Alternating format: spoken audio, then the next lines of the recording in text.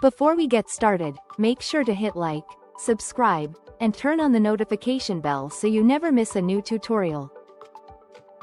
If you find this video helpful, don't forget to drop a comment below.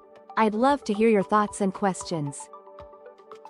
In today's video, I'm going to teach you how to choose between Thunderbird and Gmail for your email.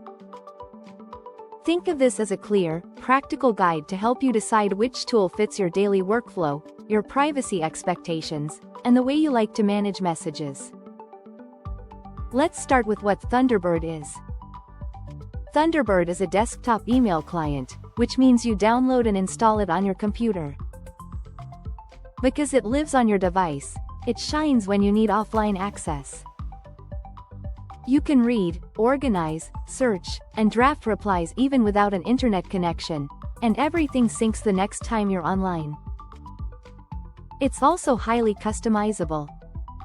There's a robust add-ons library that lets you personalize the interface, extend features, and fine-tune the way your email behaves.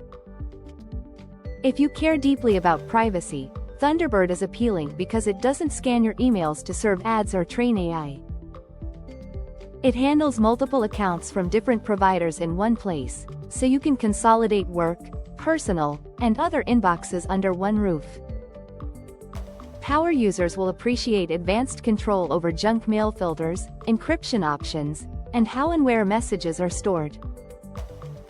The trade-offs are that it can feel less friendly for beginners, and you do need to install and occasionally update it yourself.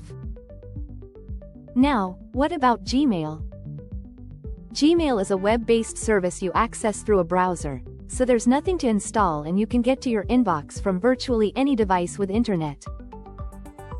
It's tightly integrated with Google Drive, Calendar, and Docs, which makes sharing files, scheduling, and collaboration seamless. Gmail also includes helpful AI-powered features, like gentle, nudge, reminders to follow up, and it's known for fast search that helps you find what you need quickly. The simplicity is a major draw if you want an easy, consistent experience. However, Gmail works best with a stable internet connection, offers less customization compared to Thunderbird, and it operates within Google's data policies, which some users prefer to avoid. Here's how to decide.